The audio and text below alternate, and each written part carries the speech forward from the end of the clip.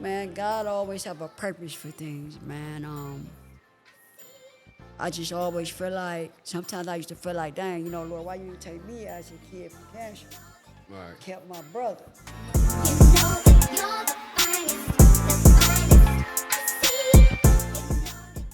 Welcome to another episode of Let's See Plants podcast, where we have real conversation with real people. And today we have a special guest. He's a cancer survivor. He's a soldier. Welcome my dog AWOL. How you doing? Doing fine, man. Just chilling, man. Just got to give all the praise and glory to God before I get to saying anything, man. It's a blessing that He allowed me to be over here and to come to your podcast. That Yeah. it's going to grow in about 2 more years. You won't even be here. Man, that's a in goal. the city, man. That's a goal. Everything is by faith, man. That's God a said goal. without faith it's impossible to please Him. What's impossible to man is possible to the Lord. So I speak it in assistance. In 2 years from now, you'll be in a bigger city, Virginia, Vegas, somewhere. Yeah, that's a goal, dog. Big market. Yeah, that's a goal. And I want to ask, before you, make sure the mic close to you. Yep. So, I want to ask, you survived cancer. You lost your brother tragically, and you lost your mom. At any point, did you ever look up to God, like, why me? Well, I didn't look up to God because we can't question Him, but Right. I did have them days like, wow, I lost my little brother. No, you don't think of stuff like that as coming up because, my mom had 4 kids. My older sister, then me, then my little brother, then my little sister. But Yeah. I always say to myself, I wanted to grow up with my brother, but, things happens and, man, God always have a purpose for things, man. I just always feel like, sometimes I used to feel like, dang, Lord, why you didn't take me as a kid from cancer? Right. Kept my brother. I used to think like that. And, God had a purpose for me. Yeah. To lose my brother, man, as time went on, it was tough, man, when I first lost him. Me and my sister, them, lost our brother. And my mom, I don't think she was happy. I would look in her eyes sometimes and just see the hurt. Right. But by that being my brother, it hurted me so much. But by that being her son, It hurted her way more than it did with yeah, you. it made me I look. can't, cause this the one, she had her in her womb for 9 months and raised, and cause I could see the hurt when my dad passed away, and how my grandmother took it. Like, I ain't never seen my grandma cry until my dad passed. Right. So yeah. Yeah, it's a difference, man. I think the day my brother died, man, I think it's funny because about 2 weeks ago, we got into a little fight before that happened. We was fighting, but I don't think we was fighting each other to hurt each other, man. If there was somebody else, we probably would have. Yeah. But, we had a little fight, tussle, whatever. Okay. I think probably 3 days after that, man, he was kicking it hard, and we were just grooving. One day we was at my auntie house, we was grooving, and we was in a room, and we had a mirror. My cousin Lil Rob had a mirror right there about in his room. And as we was doing what we was doing, listen to some music bobbing our head. It's like I got froze that day. Yeah. And it was like something that, a feeling like God gave me. He looked at me, I looked at him, man, we just shook our head. And then a week after that, probably 3-4 days, I went to school. He didn't go to school. He had missed school that day. That next day, March 11th, about 12 a.m. in the morning, I was pacing the floor like someone was hovering over me. My godmother, Barbara, I kept pacing the floor. She's like, why you pacing the floor? I was like, something ain't right. This was like at 12 a.m. in the morning, 1998. I'm like, man, why I feel like something finna happen? Is I finna die or something? And I didn't get that much sleep, but I decided not to go to school that day. And I'm calling my brother. He had got into a fight. Eventually, I don't like telling that story. The fight he got into it with was something that happened between him and that person. Oh, okay.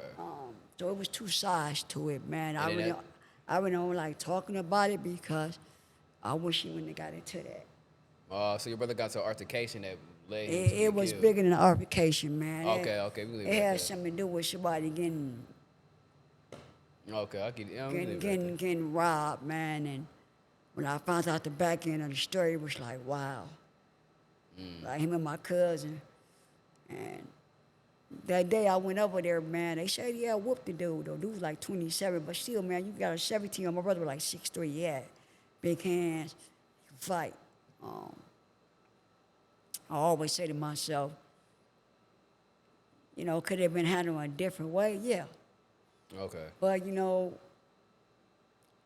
the dude name was Timothy Reed, took the cause in his own hand. Like, okay, Yeah. this what y'all did to me and my family.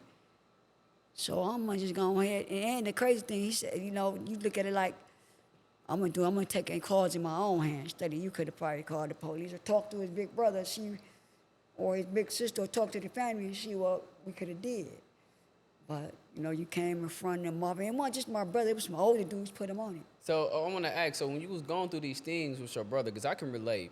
Sometimes like you can have a gut feeling like something ain't right, and then come to find out a family member passed away or a friend passed away. I remember one of my guys had passed away, and days before he passed, I'm like, damn, something my spirit ain't right. And I start calling people to make sure check in with people. Then days later, my friend end up dying. So I can relate to that part. But what I want to ask is like, during that time, were you was diagnosed with cancer at that time? No, man, the Lord took cancer for me at the age of 11. I was 10 when I had it. Okay, so you was 10 when you had cancer. So you being so young, what was your first thought about being diagnosed with cancer? I didn't know what was going on. I was a kid. Basically I was playing basketball. I was real good at playing ball, one of the Yeah. best. My sixth grade year, my teacher, Mr. Berry, kept telling my mom, she's like, why he keep falling asleep in class?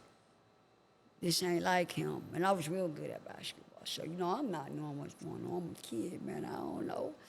And as time went on, I started bleeding out my nose bad with blood clots. Oh.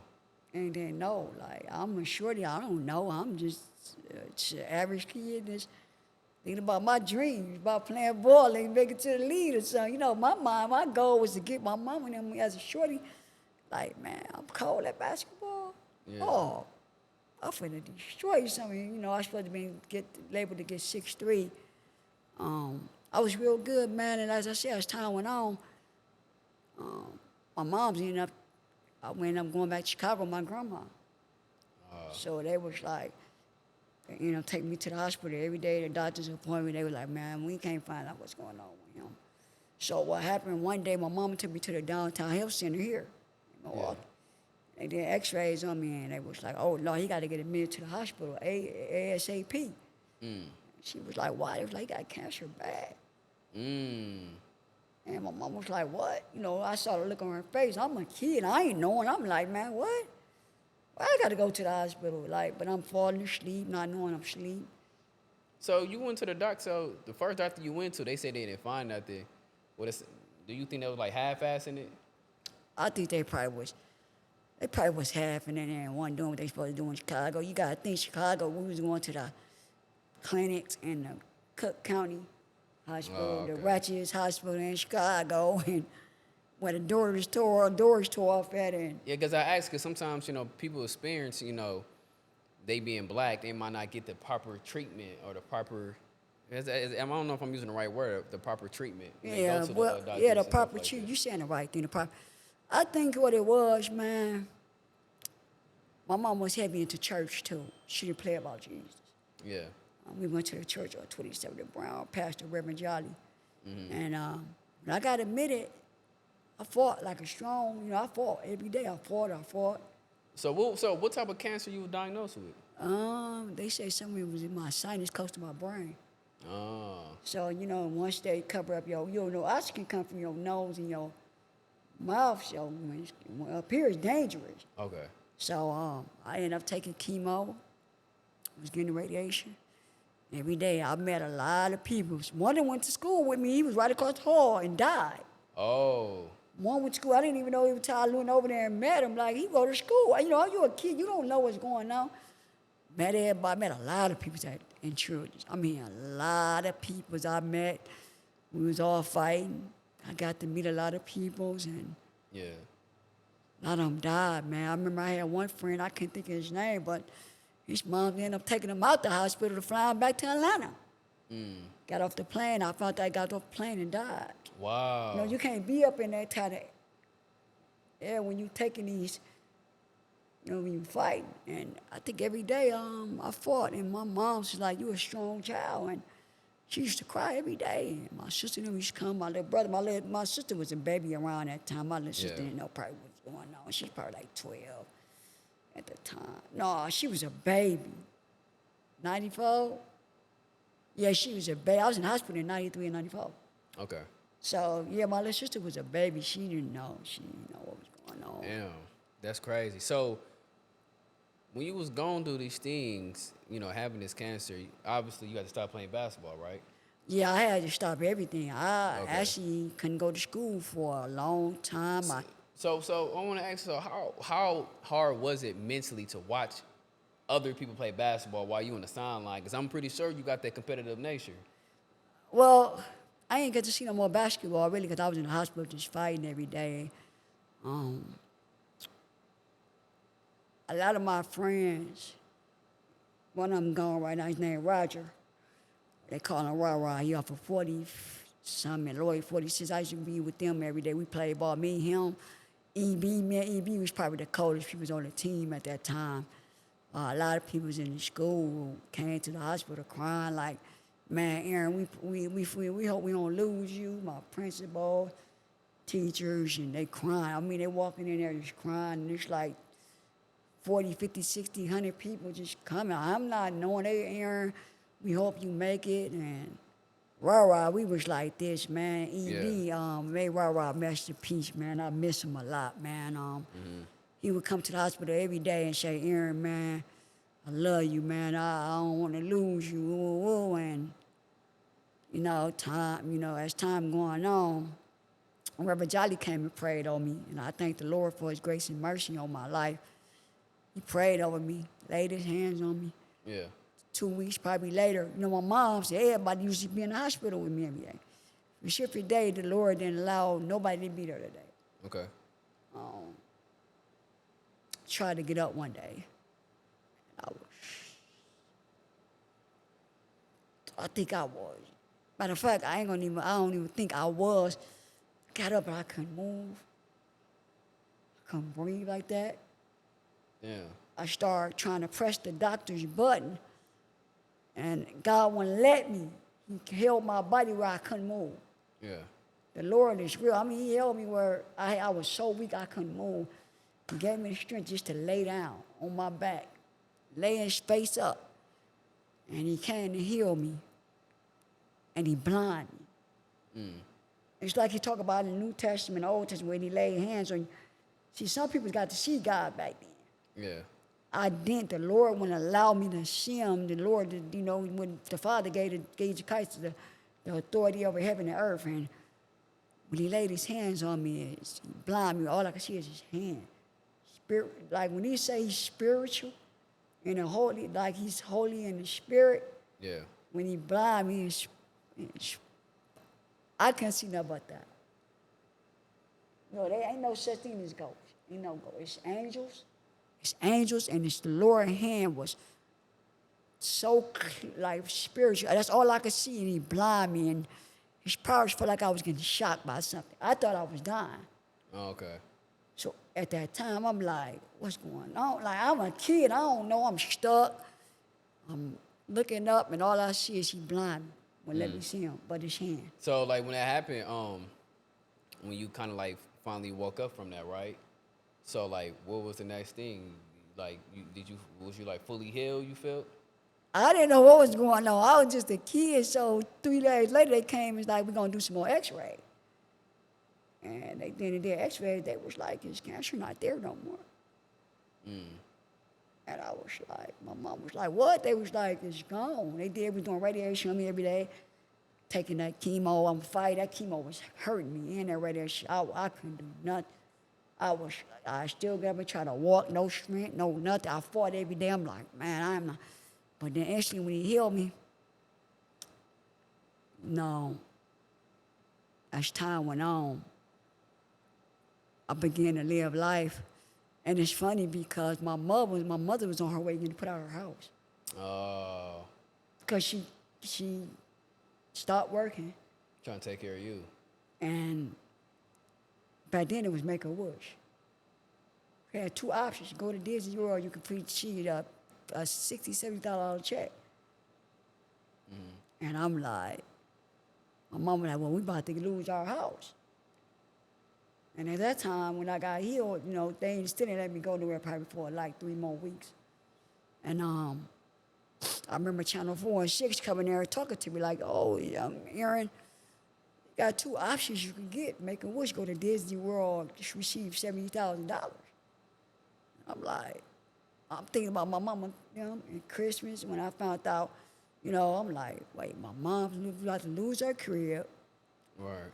I got a little baby sister, my older sister, my little brother. I'm like, give me the 70,000. So that 70,000 pretty much helped your mom to keep her house. Yeah, she actually took the whole 70 grand and whatever she's behind on rent, she paid that in extra. And Okay. she was able to get her another job. I ended up going home and That's good. So how did survivor cancer at a young age shape the man you become today? well, I think it did a lot to me because my little brother, he used to beat me every day when I played basketball. He couldn't play basketball. Okay. So he used to cry all the time. I used to be like, man, listen, man, you ain't ready for this type of stuff. But what cancer did is,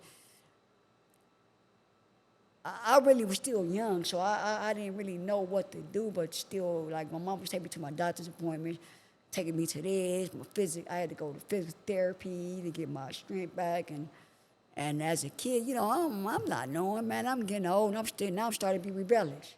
Oh, okay. So my mom started like, Aaron, you should be thanking God every day because he could have took you. So me being a child, I used to always say, why I'm the one got to go through this. So you was mad about that at the time then. You know, I was just always like, I couldn't figure out, you know, you can't figure out whatever the Lord gonna do, he gonna do, his will gonna stand. Yeah, but and during that time though, so you were saying that you became rebellious because of what she was going through. No, I think I just was like, started getting my strength back and health. You know, I'm still being a kid. My mom took us to church every day, so I would ever say my mom had nothing to do with that.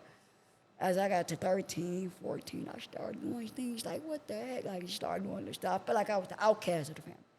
I felt like I was that child, that second oldest that nobody cared about. Oh. I felt like my sister and brother, they loved me. My mother loved me. But I felt like my oldest sister and my little brother was after me. They was always together. I was the child by myself. And I felt like my sister and my brother, which I'm the middle child. And you never talked to him about that? Like, so you ever questioned him about that? Because it sounds like they probably treating you like that because of your condition, you think? No, my family loved me. I think I got into that more with her.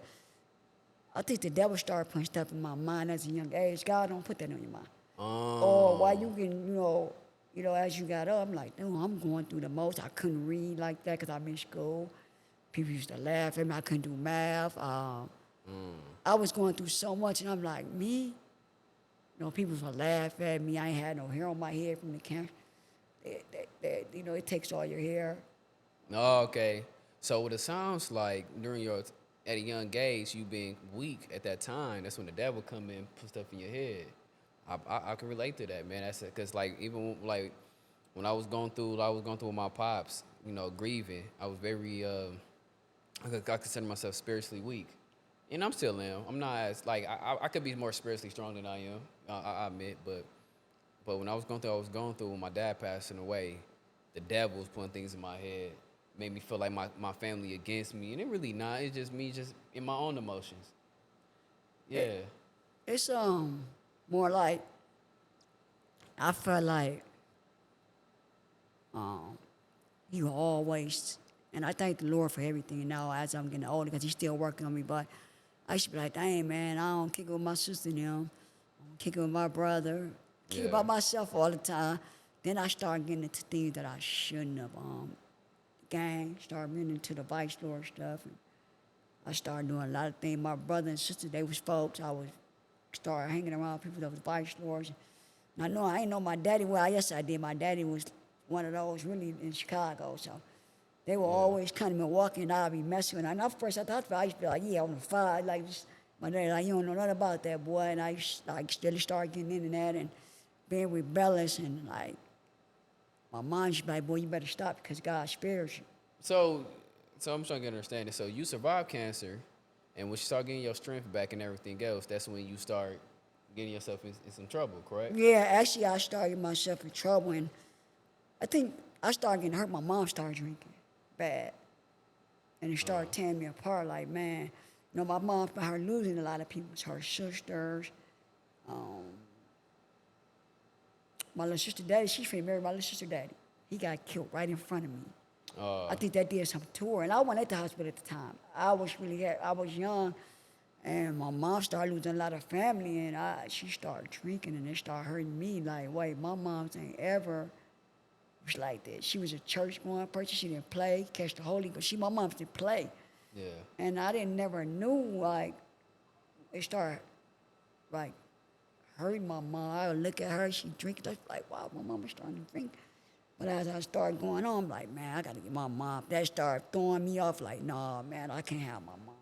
So I started running to the streets. Trying to help your mom. Yeah, I started, and it hurting me, so I started running to the streets. Friend me discombobulated my daddy in Chicago, and me going back and forth to the city to see him, and my mom here, and it's like, man, whoa, whoa. Then my dad not really doing nothing for me. I felt like when I was in the hospital, he didn't come see me, so I started not liking him. Like, I don't care for you, you know what I mean? Yeah. This is what the devil's throwing at me, like, you know, man, like, you know, I'm starting like, man, seeing my older sister, we got the same dad, so she come in the house with plenty of money and this and clothes, and I'm like, man, I ain't getting, like, it started teach, like, my mom started saying, okay, well, I'm finna start just doing stupid stuff. Yeah, okay, that makes sense. Damn, no, that makes sense. You know, so crazy, dog. Like, that's how it starts sometimes, man. That's how a lot of these young people get into the streets because of, like, their environment, what's going on back at home, and then that's when the devil can push it in their head, and that's when they act on it. And I call it maybe impulsive thoughts. Yeah, But, yeah, to a degree. yeah, it's kind of like, see, the devil came to kill, steal, and destroy us all. So, you know, when you're young, you got to, my mom didn't play. She whooped us. We didn't disrespect my mom. Okay. She whooped us with the belt. She called my grandma, my dad. As time gone, like I said, I started getting into the streets real hard, man. And I went to middle school probably only for 4 months in 8th grade. I didn't get to see school like that. Okay. I was still going to physical therapy and that, you know, like I said. I couldn't do a lot, man. You know, I couldn't read, I couldn't write, I couldn't do nothing. Yeah, And I was ashamed of that. And I'm like, man, I'm not finna go to school with my mama. I did go to school, but my mom was whoop my butt, whoa, whoa, whoa. And you know, you don't want to go in front of the class and make teacher ask you something, because I'd have missed out on 7th grade year. I finished school in 6th grade, and now I'm in the hospital, and I'm like, I'm not finna sit in front of this class. I would leave the class and skip, and like, man, I'm not finna be embarrassed. And So let me ask you this: like, was there a time when you survived the cancer? Was there a moment you was looking at it from a negative standpoint? well, When you was going through what you was going through? 'Cause No. I know I would. I can't say what I would say. I can't say what I would and wouldn't do. But if I had to go through that at a young age, you know what I'm saying? Like, I know, like, just making it, you know, I will feel some type of way. I'll be looking at it like, why me? Or I'll be looking at it a negative way as a child, though. no, I didn't. I was a child, so I didn't know. But as I got older, I started seeing, like, looking at my sister and brother kick it every day, and I'm the middle child, so the middle child was tougher. Like, it don't matter if it's 4 us, I'm still the middle child. Yeah. Like, it's like I'm the second oldest, so I'm like, as that time started going on, I'm like, man, My sister and them, they doing what they do, and I'm always in the house by myself, and I'm always doing things by myself. Do people love me? I know my mama love me. I know my sister and them love me, but man, do y'all really like no, I was that outcast that I felt like, oh, okay, I'm finna just start doing things. This is what the devil put on my head. Go, the streets love you. Woo, woo. I'm doing this, and I'm like, my mom was always like, boy, you better stop because God spares you. Right, right. So what made you stop, getting yourself in the streets? Well, God won't ever let me. It's like Jonah. Like it's like everybody that got a calling on their life. You can run, but you can't hide from the Lord. Right. When you got a calling, He will allow you to go through so much stuff. Mm-hmm. Now it's kind of like Job. It's like Job. Like Job went through so much in the Bible, and I'm not saying like I'm like him, but he was a great servant for God. But my life kind of remind me of his. Like he and like I said, he ended up, the devil in it, and God told the devil, yeah, have you ever seen consider my good servant Job?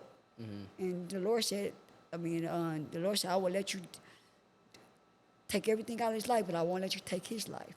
Mm. Job didn't know what was going on. He just know the devil was taking everything. And his wife told him, curse God and die. He said, no, naked I came, naked I go. So my life kind of reminded me that when I was being rebellious, I started doing things. So it was like, as I look at Job, like, but I was more rebellious. Okay. So it was like, okay, I'm doing this, now I'm gang banging, now I'm this. And I start, my little brother, may he rest in peace, he ain't ever go to jail. They was in the streets hard, and I'm like, I ended up going to the police station at a young age. I was in a stolen car. I'm like, yeah. What am I doing? Like, I'm that kid. My mama didn't know. She didn't know. She thought I was that kid that was, I was really doing stealing cars. And so that Bible story of Job kind of like, so that story made you? No, what made me really start getting my life together was my best friend, Julius. When I was on my way getting admitted to the hospital, he got shot up 22 times. Oh, okay, that's what made you and as I got out the hospital, I started going on in life and God wouldn't allow me, I didn't care where I kicked it, everybody, God wouldn't allow me to do so, like he wouldn't allow me to keep doing it. Yeah. It just somehow, as time went on, when I got about, I'm going to tell you when things started really changing. I started thinking about my little sister daddy getting killed in front of me. Oh, okay. A lot of people there that was dying, and as my brother died,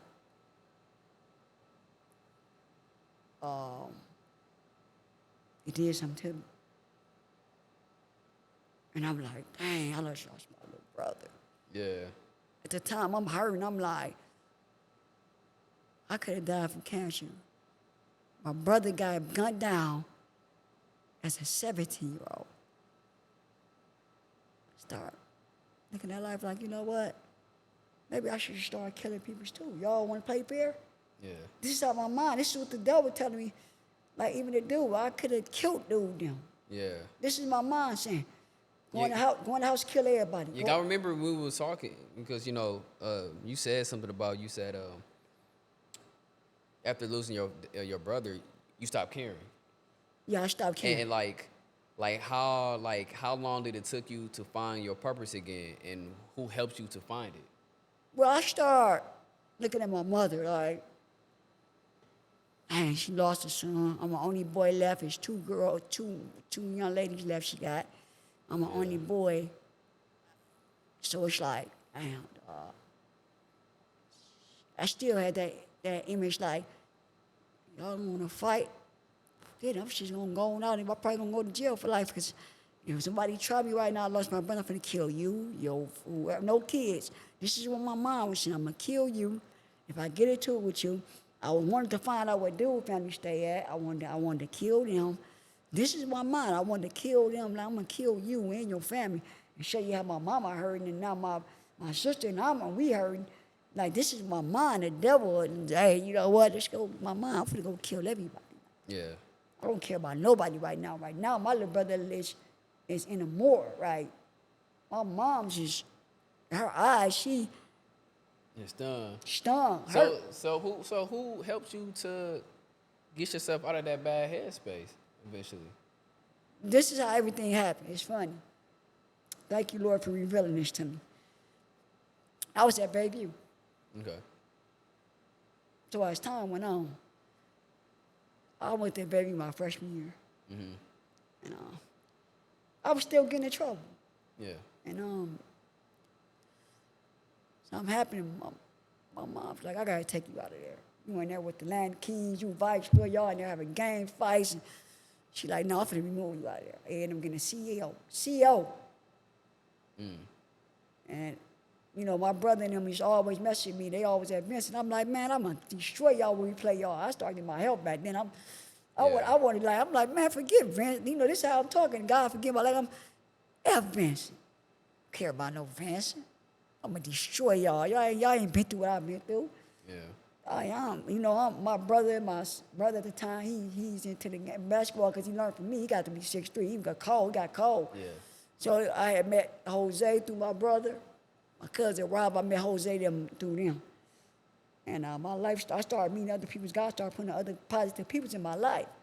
And I started fading off of the gang stuff. And I'm like, yeah, I still was in it, though. I still was in it. Yeah. The Lord started sending other people, and I met Jose. Matter of fact, my brother, I was fresh out the house. My brother came home like, man, I met this dude named Jose, man. He reminded me of you when you was little with the hand on that board. I'm like, she be like, man, I don't care about no damn, you know, I'm at the time at the hospital, we stand on 27 and Brown, and Lloyd, I mean. And I'm like, man, I don't care about no Jose. I don't want to hear about dude. You know, I got a tube in my chest. I'm still rehabbing. My brother like, no, Aaron, like, listen. Like, my brother got to be 16. My mama like, your brother cold at basketball. I'm like, what? That boy don't play no. So he come on like, man, you need to see Jose. I'm like, I don't want to see dude. He like, you need to come see me. I'm like, I'm finna go to the South. So at the time, I got a tube in my chest. I could go out and kick it still. So I go to the Southwest on 26 and Board Night. Yeah. I go in there. I don't know Jose them at the time. I don't know some of them. I go in there like, I was sitting watching my brother like, man, this boy took everything I had in him. God is steady. So as time went on, my brother introduced me to Jose. And you meeting Jose and meeting new people at Vincent, that kind of pretty much. Yeah, but I met him at the South. I never was at Vincent at the time. I met him at the South. Yeah. So I ended up, what made me end up, my mom's had 3 choices. She like, they got South on the list and Pulaski. I'm like, I definitely ain't seen you there with them Land Kings. You all know each other because you went to Walker. Yeah. So she was like, it's another school that's left, and you're going to it. It was Vincent. He's like, man, I'm like, I don't want to go no Vincent. Yeah. So my brother laughed. He said, all this stuff you talked about Vincent.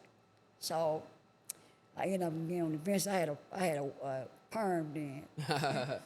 So basically, you can say like you just meeting new different people. It's kind of like helped you to get yourself out of that bad headspace, and it rubbed all off on you. No, yeah, that's the Lord good, man. putting, Because you know, so crazy.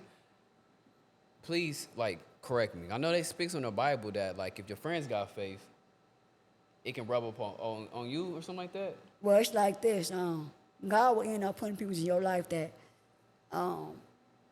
Like a person lacking faith can, like if you lacking faith, but let's say like if I'm lacking faith.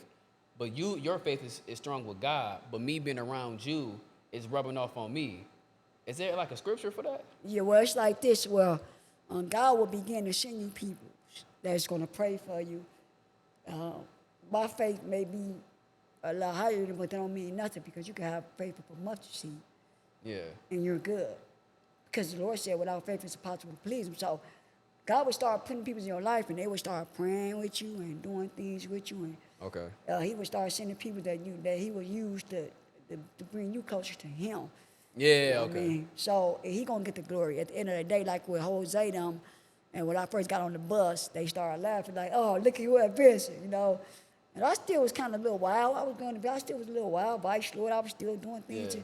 But my life started changing. You could see it like more of God started separating me away from people. Like the Bible talks about, do not, blessed is the man that not stand in the court with sinners. Yeah. It talks about that, do not stand in the court with sinners because you could be good all you want, but you could be around another person, you can end up dying. Yeah, birds of a feather flock together. Yeah, so he talks about that in the word where he says, do not stand in the court with sinners, and do not stand in the with those that sin. Yeah. And if you do, you're gonna pay for it too. Makes Because sense. I always say when I got to Vincent, it's funny because when I got to Vincent, they thought my little brother was my big brother. Oh, okay. They were like, well, who is this dude Hicks? So, Rob, my cousin, I met Jose, we got close. I met Tyrone, them. Then my brother was, well, he got recruited by Coach Al, was one of the coaches at Vincent. And I ended up going to Vincent, and I just know that God had a calling, but I couldn't see it at the time. 'Cause Yeah, I I was understand. young. So it wasn't like that I could know what was going on. And I want to ask you this too. Like, if your brother was here today, what was something you would want him to know or hear from you directly?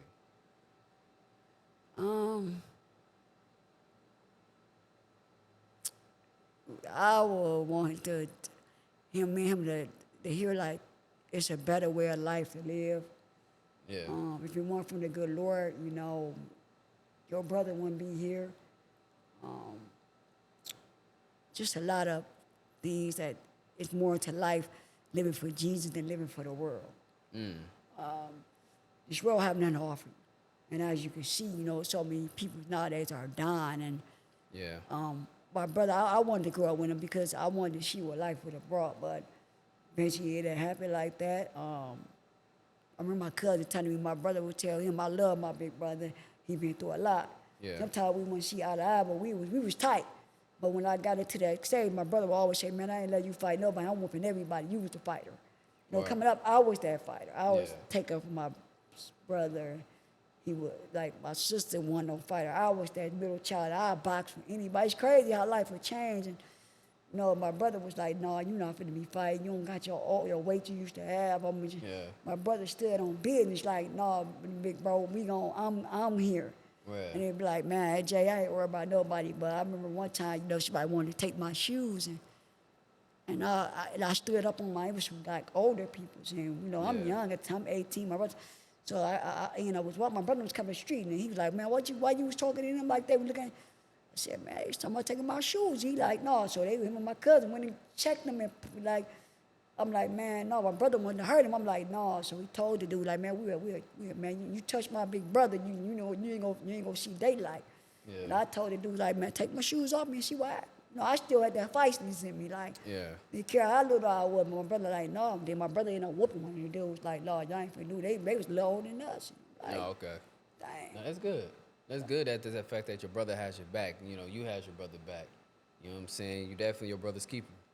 Yeah, it was funny, man, because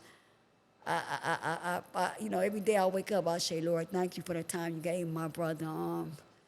My brother was so hurt by my mama drinking, he ended up just losing it too, man. And I think Yeah. him doing that, what they did to get money, try to get my mama out the streets. Ah. So it was like, man, my mama losing her career. My little sister went to the foster home. So now you know it's like Yeah. that Yeah. family. Like then I'm over. I had nowhere to go one time. My mom's. I ended up Big Ten. My god brother, Deontay brother. I had nowhere to go. I was then finna sleep in the house, sleeps in the parks. Yeah. My mom lost her house, and I ended up telling Big Ten. And this is how we became godbrothers. It's funny. It's a funny story because my godmother was on drugs, heavy. Yeah. This is when I met them. And your mom was, No, my godmother. you know what I'm saying? But your godmother and your mother had a relationship, right? No, it's funny how they met. I'm gonna tell you how they met. It's a story behind it. So, I ended up just start kicking with Big Ten for a little bit. Yeah. You never know where God gonna take you in life. So, man, start getting close.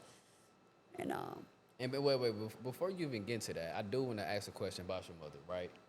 The question I want to ask is the fact that you saw your mother, you know what I'm saying? Like it was heartbreaking the way how your mom died, right? So when you saw the yellow tape and realized it was her, what was going through your mind? well, I already know she was dead. Oh, you already knew? No. Oh, you didn't know? Okay. And even like, before we get on that, even with my brother getting killed, I wasn't there when he got killed. They ended up coming to get me from the south. Okay. It's a story behind that because my brother got shot up. I fell to the ground Yeah. with a Yeah. puddle Yeah. of blood going past me. Yeah. Okay. Like God showing me it, like, somewhere right, but, that my cousin was all outside. When I walked outside, they like, come on, you're going to be hurt. Yeah. So my mom's, it's funny because I was asleep that day. I was with my ex. Oh. We was laying up. And I turned my phones off. I turned my phone off literally. Power off. Yeah. Fell asleep. Nodding off. She like, your phone pop back on ringing. I'm like, man, forget that phone. Now 2 weeks before that, I was with my mother. Okay. So I was with her kicking in when it was a snowstorm. I left my car. When they kicked with my mom, she had her apartment. She had got a lawsuit for $1 million, her and her brother. For the police killing her brother. She ended up Yeah. getting her life back together. Okay. Moved to the suburbs of Chicago, so it's a lot behind that, Okay. She still wasn't happy because her other son wasn't here to spend the money with her. But I ended up kicking it with my mom for a whole week, 2 weeks. That specific day, I left her house. Matter of fact, before that, not to mean to make the stories long, but I was at Jose auntie funeral, Yeah. and the Lord showed me a vision of my mama laying in a casket, with all black on with a gray wig. While I'm sitting at the 106th in front of that, and I got up and left. I said, what was that about? And when I kicked it with my mama that day, I left her house. She was laying in her bed. Her body was like this, with her hands like this, and she was asleep in her house. But that day, I ended up leaving her house, riding past her house five times that day. And It's like your dream came to reality when you seen that. no, I ended up not going back over there, and I ended up out there in front of the cry. But I ended up going. I was hanging with my cousin Sly at the time. We was all kicking it, me and him. And I was with my ex at my cousin Karen house. May she rest in peace. She was laying down, standing down on the east side. I went to sleep 3-4 times a day, night.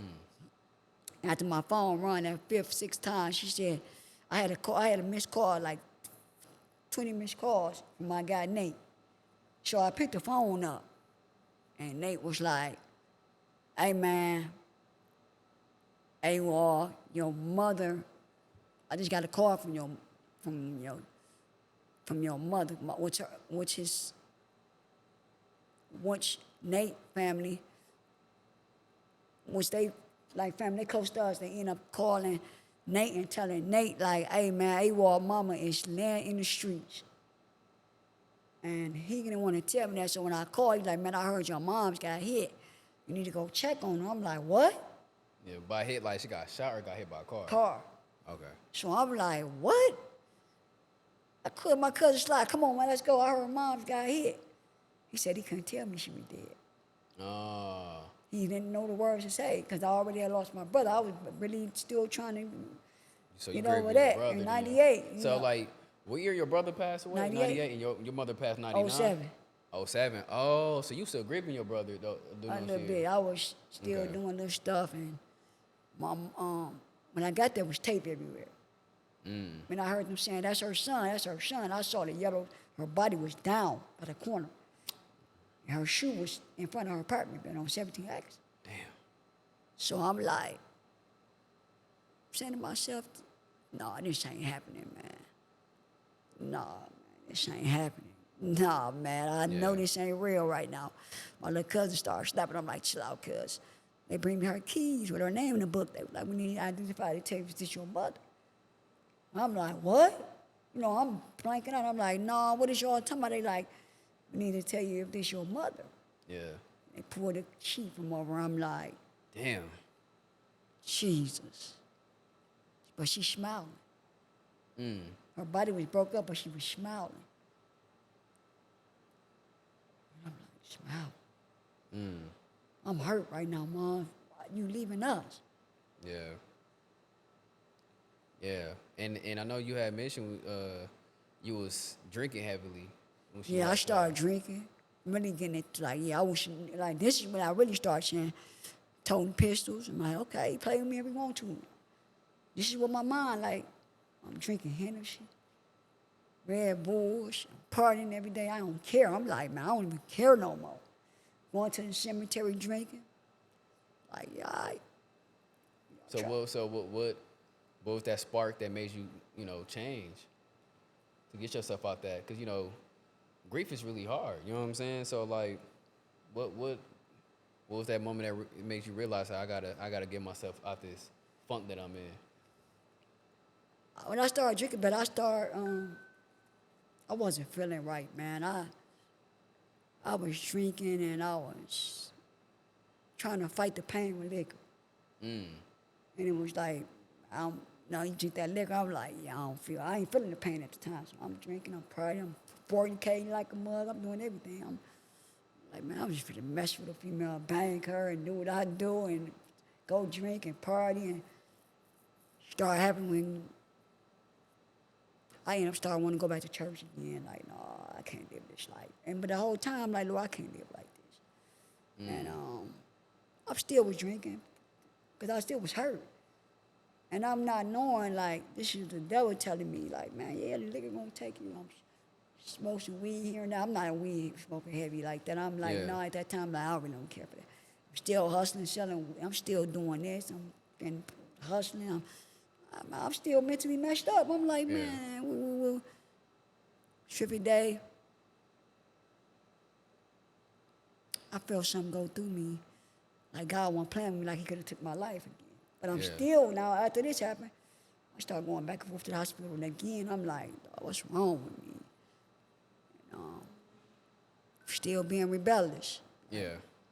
Like, nah, man. My godmother actually was a blessing to my life.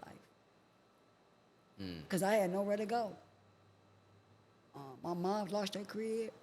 Yeah. I told Big Ten, like, yeah, man, I'm finna be sleeping on the outside, man. I ain't got nowhere to go. I don't trust people.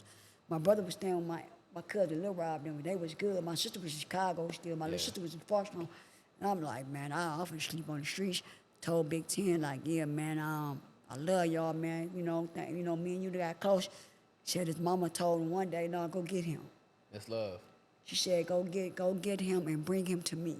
That's love. And I want to ask, before we even switch topics, like, how do you honor your mother's memory and legacy in your daily life? My mother, So how do you honor your mother's memory and legacy in your daily life? I started using her year for leads. 1959 when she was born. Okay. Tournaments in my little brother years. And God had started showing me. This is when I really started finding my gift. I really wanted to do basketball. I started doing basketball. I started playing more. I started looking at life different. Like, it started at Vincent. When I was the only one going around Vincent, I could have played for Vincent too, but I chose the other route. But, one day I ended up with Vincent, and I'm glad you said that because the legacy starts there. My brother got killed. 98. That's when everybody started saying, this is before he got killed. I started telling everybody, like, man, we about to win state. We about to run through. And they was like, this is when I didn't know what faith was. This is when I started learning what faith was, and God started showing me. Everybody at Vincent was like, man, we ain't finna win state. We got to play King, Washington. I'm like, man, it's a new sheriff. I'm from Chicago. I said, we got a baby Chicago Bulls team. They like, man, hey, well, you just talking. I'm like, talking. I'm like, man, watch this. I started telling Diener. Diener didn't believe. Right. He wouldn't believe, like, he started saying, no, hey, well, we don't want to talk. I said, man, we about to win state for the next 3, 4, 5, 6, 7 years, and I ain't going to even be here, right? So everybody was like, man, we got to play King and watch. I said, man, King going to lose upstate. Yeah. This is when God started showing me things like, they're like, man, why you tripping? So, my brother got killed. No, well, this 96, we first went upstate. My brother was living. And I'm like, they like, dog, how this do AWOL start? So 96, we went upstate. And we had to play South Milwaukee. Before we went to state, everybody said, dog, AWOL said this in November. Yeah. And that's when I began to say, y'all don't believe? So everybody started, and then before we went upstate, I was sitting in my room, in the hotel room, me and Jose. And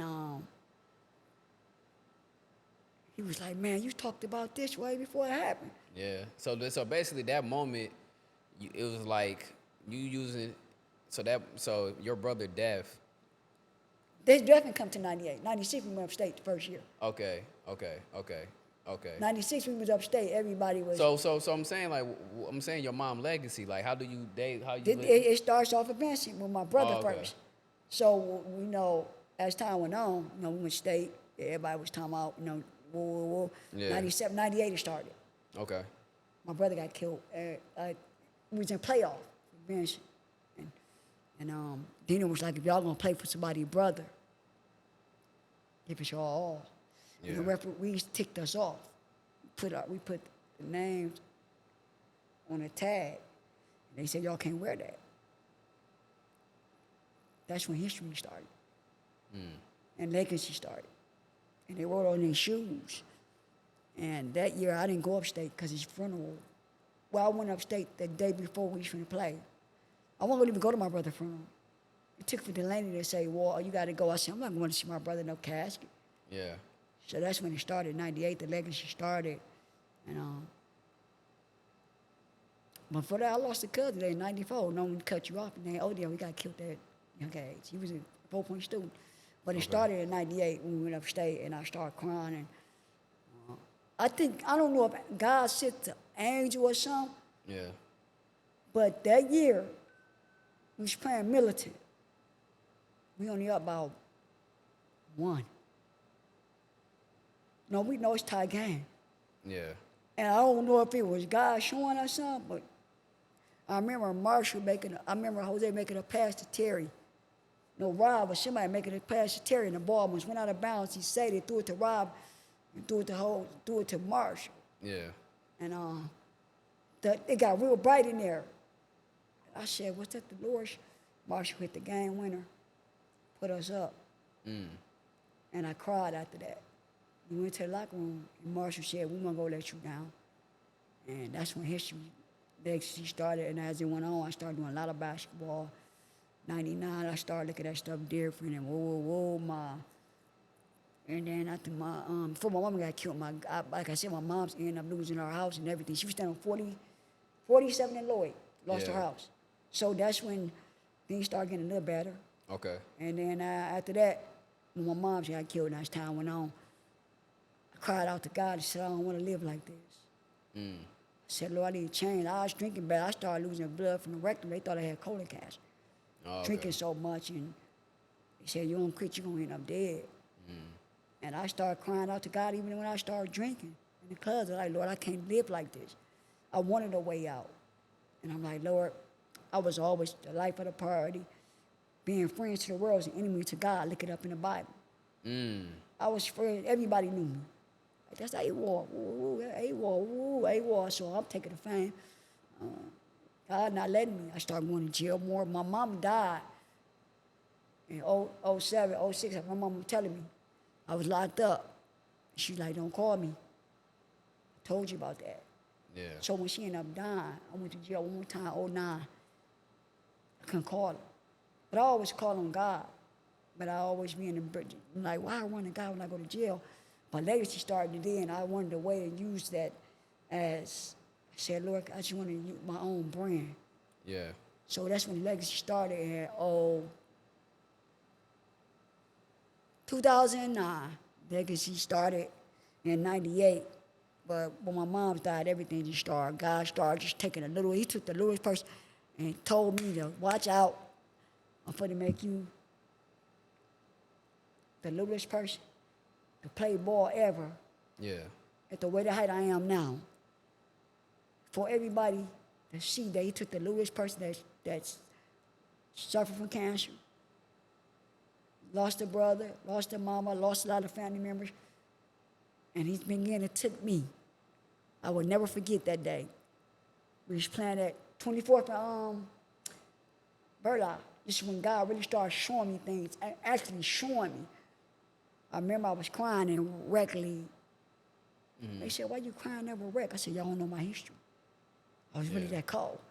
And the Lord said, move out the way, Aaron. I'm about to make you take over the city with basketball. And this was 08, right after your mom got it. Yeah, okay. So basketball pretty much helped you to live her legacy and keep her legacy alive and stuff like that. Yeah, where the Lord got all the glory. He Yeah. started saying, Aaron, Start lifting weights from women. They said, you lifting weights from females? You crazy, dude. Something wrong with you. Right. You, the Lord told me to move. He said, go to the weight room. Yeah. Go to the lakefront. Go do this. I started doing everything he said, and it was over after that. Mm. Like, history began. Like, everybody said, "Dog, y'all see AWOL? Man, y'all see, dude, the little, like, I got, in the paint, I got over 30, 40 people just coming to see me play. Yeah.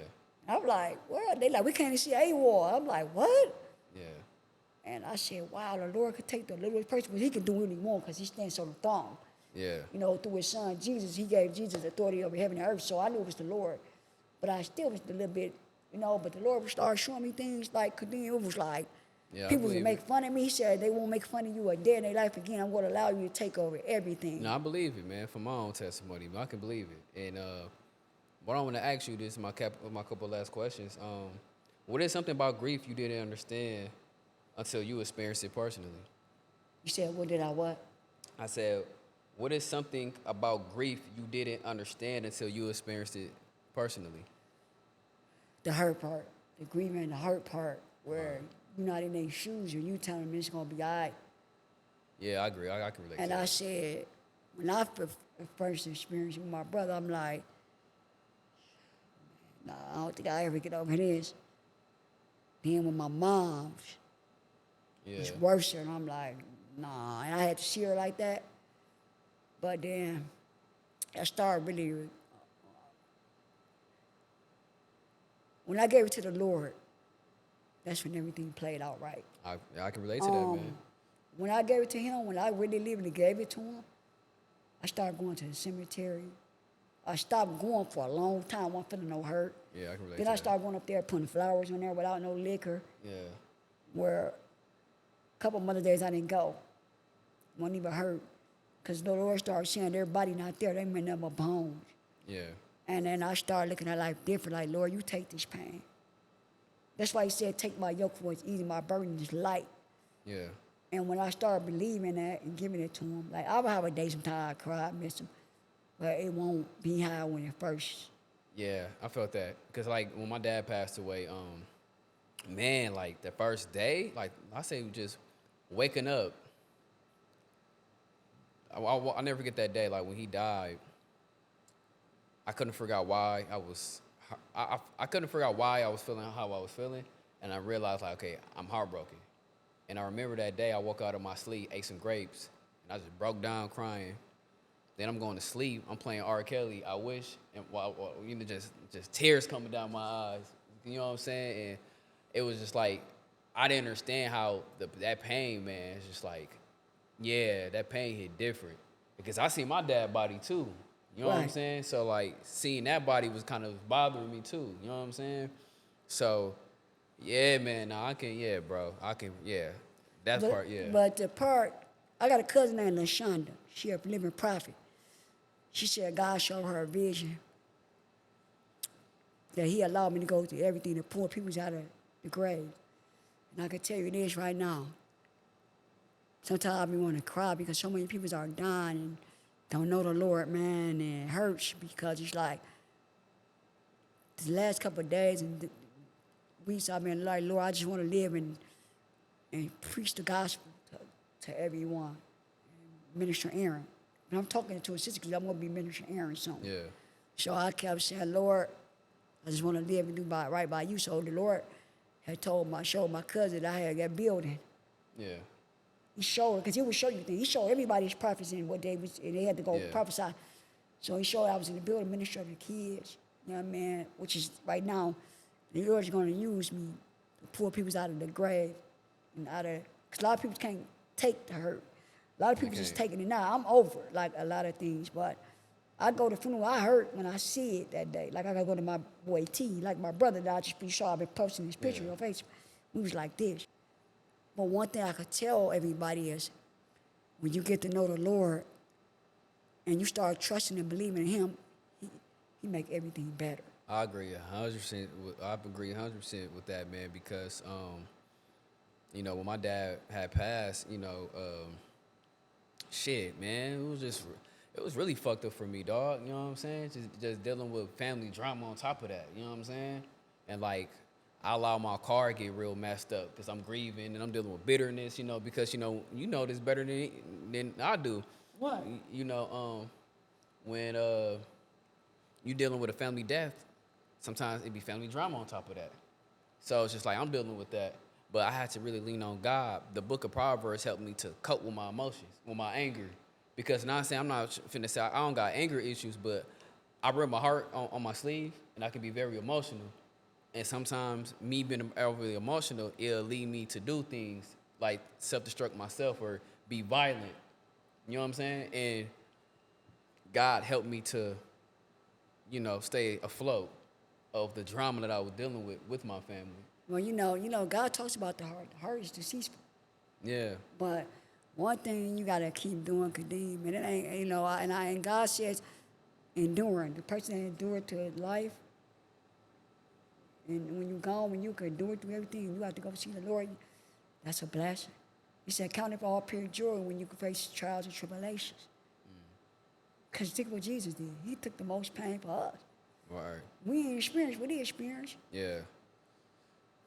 So when they get like that, you gotta, we are fighting with principalities. Like that be Satan trying to tell us, man, whoa, we battling with demons that we gotta keep fighting with the strength of the Lord because we ain't gonna do it we can't do it on our own. No, we can't. And I think also, when you losing your dad, you're gonna be able to help the next person. Yeah. The Lord's gonna use you to help the next person. Yep. Because some people ain't gonna know how to deal with that. Like that's why a lot of people end up running to drugs, dope, lean, because they dealing with pain that the devil telling them it's in that lean, and it's not. Everything's in Jesus. It's not even in the weed. Right. And sometimes I drink wine, like he said, don't drink wine and get drunk.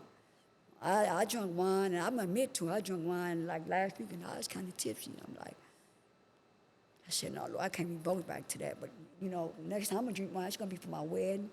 Yeah. Special occasions. Somebody's free off of drugs. Somebody got saved by Jesus. That's when I were out there drinking and celebrating. Yeah. Because you think in the feast in the Bible, Jesus created water to wine, but he made it for the feast of the wedding, right? But he talks about that. The Bible talks about if you're sick, drink wine. You know that? I know that. Look it up. When you're supposed to go to the elder of the church, the Bible is real. You're supposed to drink wine when you're sick. It helps you. It helps you. Like the Bible, the Lord is so great, man. Like, I thank him for everything, and I thank him for allowing me to be a living testimony to run and tell about him. In spite of everything I've done wrong. Yeah. If you pay me to do it over, I wouldn't do it. Because Yeah. you might don't make it out. You might die in your sin. I might die in my sins and go to hell. Like I said, man, the Bible is strictly the Bible teaches us it's called what is the Bible called? Basic instructions while living on earth, right? Okay. It's the instructions for us to live on earth, right? Yeah. It's a blessing because he give us all the tools and they allow a lot of people to go through some Proverbs, Psalms, Ezekiel, everything. I got to get back into the word harder. I do. I've been slacking. But I won't ever give up on the Lord that he's going to have me on his time. And everything's in his time, a season. It's a season for everything. Like, I believe I'm going to be Minister Aaron in 2 years. Yeah. I believe I'm going to be bigger in this in 2 years. I trust God time. Sometimes I might complain, but I say, Lord, forgive me for complaining because you want it so bad to live for God, but he's probably saying, Aaron, it ain't your time yet. You still got other things for you to do right. Which I thank God because somebody need to hear this. No, I agree. I agree. If somebody that's going through something, I'm telling y'all this right now. Been on this brother podcast. I thank the Lord for allowing me to step in here today. But try Jesus. The lean, the weed, the lace weed, the drugs, the cocaine, the sniffing. It's not there. Trust me, I'm going to live a testimony. I popped X before. I thought it would be there. Smoked some weed here and there. I drunk a lot, and I felt the same pain the next morning. But when I began to give it to the Lord, when he said, for my yoke is easy, take my yoke, for my burden is light, and cast all your cares on him, when I say, y'all, the Lord took that pain. And I have my days sometimes. I'm not saying I don't have my days, but it ain't what it used to be where I wanted to run to the liquor. I can't do it no more, y'all. Yeah, you can try Jesus. You you will love it. Yeah, I So, agree to so that. everybody, the kids, I agree to that. the young men, the adults, young ladies, women, I just pray and hopefully I speak in the mighty name of Jesus that he will deliver you from the drugs, the lean, the cocaine. I'm not here to judge nobody. Try Jesus. Get to know him. Yeah, I He agree to loves that. you. So before this is my last question. We're gonna wrap things up. You got like I forgot. I can't end this and not ask you this. You got a tournament coming up in November. Well, yeah, me and my brother Dre. And shout out to Dre, big bro. I've been knowing him for like 5 years. He became like a bigger brother. It's funny, I've been knowing him. I gotta give all praise and glory to God for this tournament. I talked about this 2-3 years before I met Dre. I talked about this years ago. And I gotta give God the praise and glory because without him it wouldn't happen, right? Yeah. So before we end it, let me just talk about this, y'all. And before I end, I'm gonna say a prayer too before we end this because I gotta pray. I'm not gonna pray on this. I don't do that. I'm gonna wait till we're gonna cut this off. I'm gonna pray. Make sure we pray. But let me for give sure. all praise and glory to God through His Son Jesus Christ, our Lord and Savior. I talked about this years ago. I said, Lord, I want to just do a tournament and use my mother a year, my brother a year for my brand. Yeah. And I said, Lord, you have allowed me to be a blessing to everybody else stuff, to touch the kids and do other things. And I talked about this in the system. I said, Lord, I'm going to believe it's going to happen. So years ago, I met Dre. And it's funny how I met him because I didn't like him at first. Yeah. It's funny because he came along and rap, which he wants to play for peace. And I ain't going to get into all that. He wants to play for peace. I thank God for allowing him and Charlie to run their own brand, Pray for Peace. Shout out to the good Lord, all praise and glory to God for opening doors for him for Pray for Peace, Dre. You keep doing what you're doing great things. I thank the Father and sits on the throne through his Son, Jesus. Continue on, he going to pour out more blessings to you. Dre had talked to me on the phone one day. He was like, man, don't you want to do your own tournament? He said, you got to give it back to everybody else. What about yourself? Right. And I couldn't believe it. I'm like, what? He like, yeah, man, you ready to do a tournament? And I said, Lord, is this happening right now? I dropped tears. I said, yeah. He said, why don't you use your brands you used in all county? 1959, 1980, when we won all county for it. Yeah. And he like, come on, man. We going to make it happen. God going to make it happen for you. Watch this. So just 2 months ago, we went to all county. After all county, we went up to President Perry, the rec place where the tournament will be. Yeah. I don't know if I sent you the address on there. If Plant Pez here? Okay. yeah, I sent it. No, I sent it. Maybe you could pass my phone. I could tell them where it's gonna be at. It's funny how the tournament began. He called me one day and he just said, "Look, man, we gonna get this tournament cracking." Yeah. So I want to just thank God for this because if it weren't for the grace of God opening the doors, using Dre for this tournament, me and Dre talked about this tournament, and shout out to the good Lord. All praise, not shout out to all praise go to God first because He opened the doors before we get off here. But Dre, I thank the Lord for you, and Charlie. Dre said, let's make it happen. He ended up going down to President Prairie and put the down payment down for the gym. Oh. And he said, we're going to make this happen. 16 teams, 2-game elimination, 15 grand on the line. Y'all, yes, 15,000. MVP trophy with a cash prize. 16 teams, 2-game elimination. It's going to be like 6 courts going on at the same time. It's big. A lot of teams already in it. It's going to get bigger. It's going to get about 30 teams next year. Okay. Like I said, shout out to my boy Dre. Shout out to Charlie. We all in this together. But without the good Lord, none of this possible. So I got to thank God for it, and I get to use the brand. It's good, man. It was Pray for Peace first, because he had to pay for peace first, and I thank God, because as you see on there, it said Pray for Peace in 1959, 1980, Battle of the Border. Okay. 15K tournament.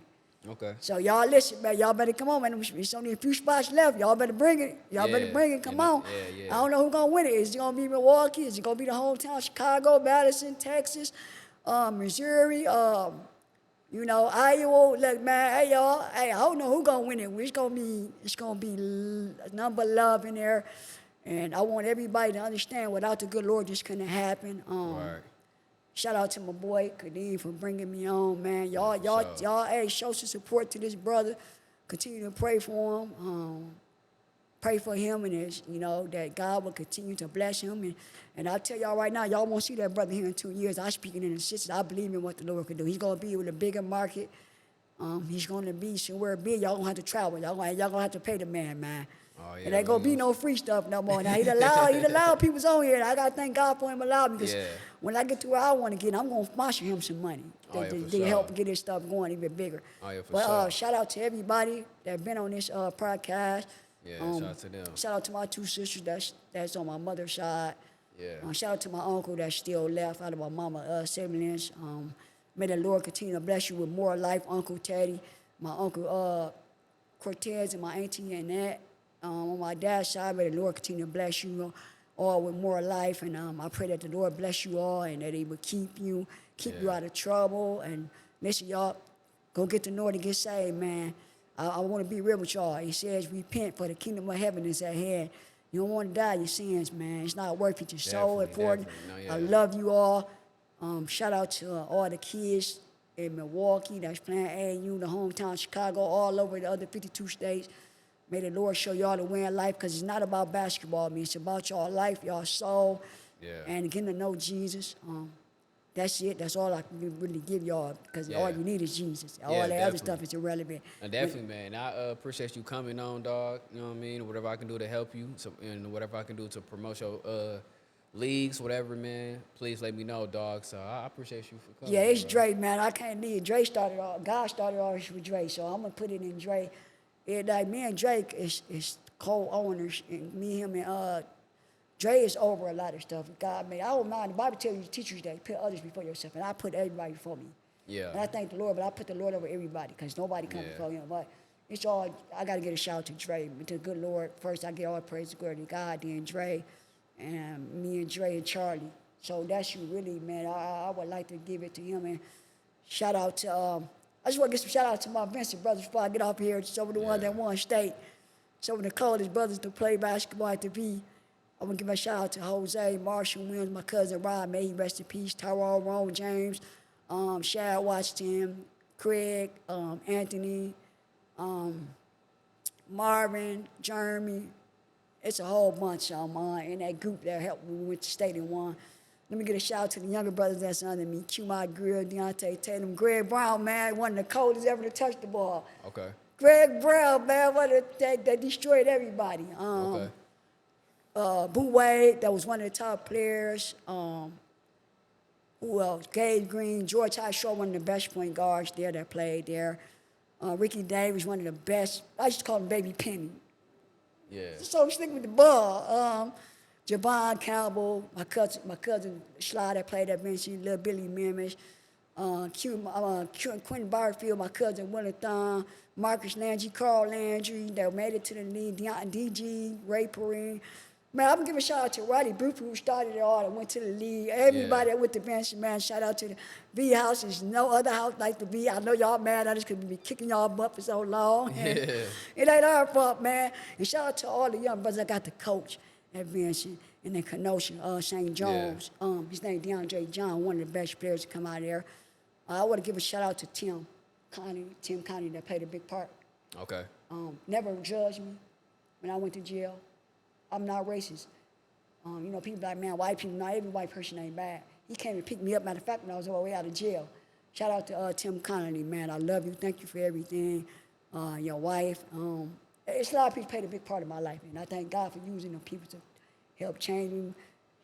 Shout out to my everybody, my boy Don, Tobias, that played a big part. Rick, Nate. Can't forget about this one person that always told me, you're gonna meet something in life. And it's really, can't forget about my guy Yak too. He played a big part. He won a rep. But yeah, like I said, man, I got to give a lot of plugs to people that I've been on the phone with a lot. Greg Brown. Okay. So Greg Brown, I love you. Thank you for everything. Tatum, them two dudes, man, and Dre, them three. When I say, like, played a big part and still playing a big part, I love him. And shout out to GB, man. I'm gonna always be here for you because he lost his dad too. Okay. May he rest in peace. But yeah, man, this is it, man. I just want to give a shout out to all them guys, man, and my grandma and granddad that's passed. 91 and 90 years old, 91 and 92 years old, don't play. If you ain't married, you ain't sleeping in the same bedroom, so don't even try with them. Yeah. That's what's up, man. Yeah, man. Well, shit, you know, that's all we got. You know what I mean? And you know, we're gonna wrap everything up, dog. I appreciate you for coming, bro. For sure, man. Hey, y'all, you make sure y'all tune in to this, man. Yeah. Shout out to my boy Kadeem, man. Y'all listen, man. Don't rush the issue with him, man. Make sure Yeah. y'all say a prayer for that brother. Hey, shout out. God bless everybody. I'm out. Salute 1500 to the bone. Y'all know I got to put that on there. Shout out to my two sisters. I love y'all. I'm out of here. All love.